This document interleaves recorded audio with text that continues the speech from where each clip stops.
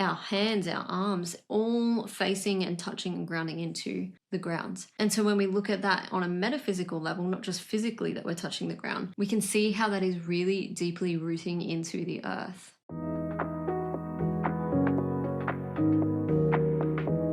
Welcome to the Monday Movement series.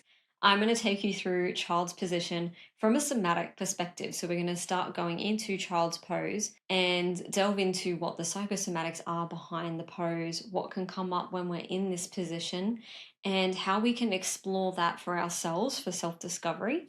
So if that's something that sounds interesting to you, something that you want to give a go, strap in because we're going to get straight into it.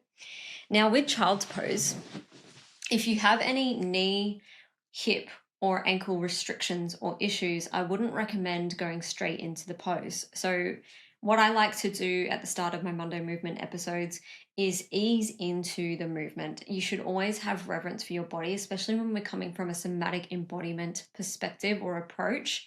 When we do somatic work, we're there to query what's going on through our body. It's a very curious movement-based way to explore positions and the way our body moves. It's a little different to yoga. Like child's pose is traditionally a yoga pose, but has become quite versatile throughout the health and fitness industries. And a lot of people use child's pose for many different reasons, including somatic practices.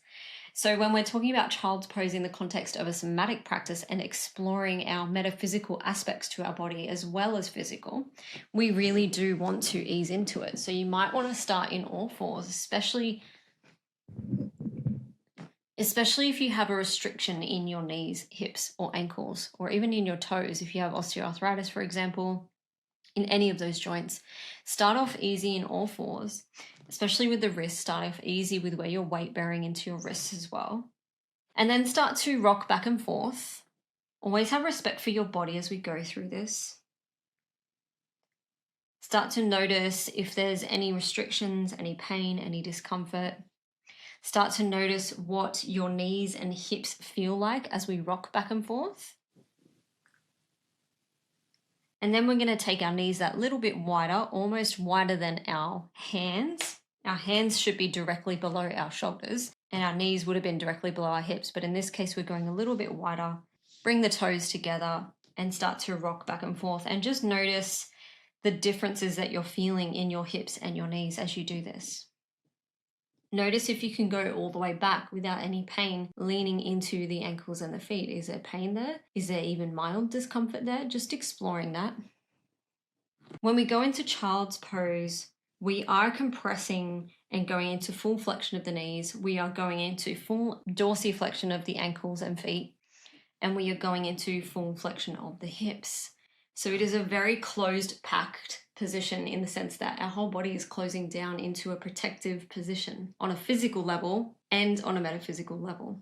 And so you'll see that I'm already in a position that's similar to the kneeling episode that I did earlier in this series. It is similar to kneeling position where we explored that, but child's pose goes that next step deeper, rooting into the earth. So it's a very deep, protective, closing down position.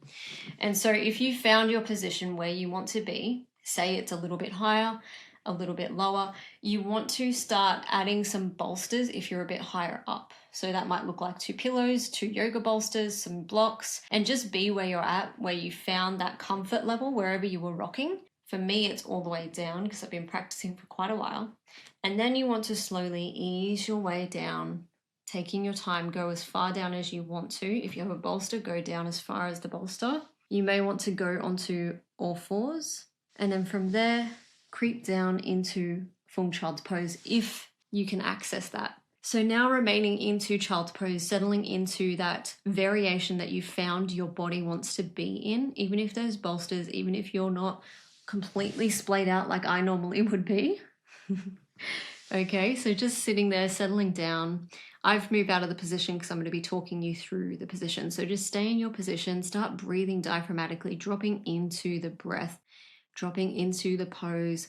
Let each exhale drop you down further and further, deeper and deeper into this closed pack, protective pose. You should feel a sense of safety here, a sense of rooting into the earth. And you can even see this demonstrated by the points of contact we have in this position touching the earth. We have pretty much our whole body on the ground. Even forehead is touching the ground. When we're in full child's position, our forehead should be touching the ground. Our knees, our feet, our legs, our chest space, our hands, our arms, all facing and touching and grounding into the ground. And so when we look at that on a metaphysical level, not just physically that we're touching the ground, we can see how that is really deeply rooting into the earth. So when it comes to this position, we're looking at the root chakra dominantly, like that's the most dominant chakra. We're also looking at third eye because this is where our forehead comes to meet the ground or face the ground. And we're looking at our earth star chakra, which is one of the 12 major chakras. It goes beyond the 7 chakras and it's below our root chakra. It's the earth star chakra. It's our root. It's what connects our root to Mother Earth. And with this pose carries themes of mental stability, physical safety, and connection to our ancestors that came before us. And so here you might like to explore, where can you not see your desires or feel your truest desires, or find a true deep sense of ourselves, like yourself. And within that lack of knowing, like where you cannot access that point of desires, that true deep sense of self, is it because the foundations, the fundamental sense of stability and physical and mental safety, emotional safety, feels like it has been threatened? Even if it hasn't literally, it feels like it's been threatened. So where are we unable to meet our desires and find and tap into what is true for us, what our fundamental needs are for us, and gaining that true sense of self? Where are we having trouble with that based on that lack of safety? You know, where are we not creating the safety that allows us to feel our desires, allows us to feel what it is we need, those unmet needs? Where do we not feel safe mentally, emotionally, physically? Where do we feel it has been threatened? And so just starting to query all these themes around safety, physically, mentally, connection to ancestors. And you can ask yourself, where in life do I feel threatened or on high alert right now?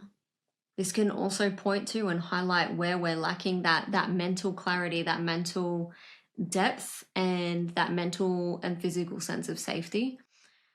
And we also, because of that lack of safety, are not connected to our truest selves, our truest desires, and therefore our ancestors. Where we have that lack of sense of self, it's often because we lack that sense of who came before us. What were they like? What do we seed from? What are we seeded from? And you can start to ask all these questions while you're here in this pose. And then when you're ready, just slowly coming out of the pose, hand by hand, motion by motion, come back into that all fours position once you feel ready to.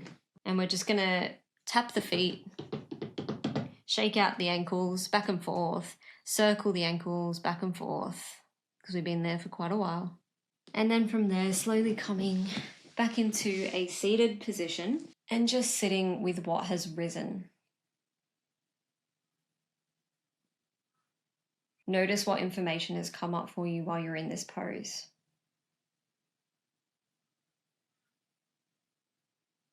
And I highly recommend, if you did enjoy watching this, if you did enjoy following along, that you do this in your own time and space so that you have no time constraints and so that you have the space to explore this position and these themes that lie within this position, to really explore that without the distractions of myself cueing you and without the distractions of others or time constraints and alarms. Try this again at a time where you really do have the space to do it, and see at which depth you go and see what comes up for yourself.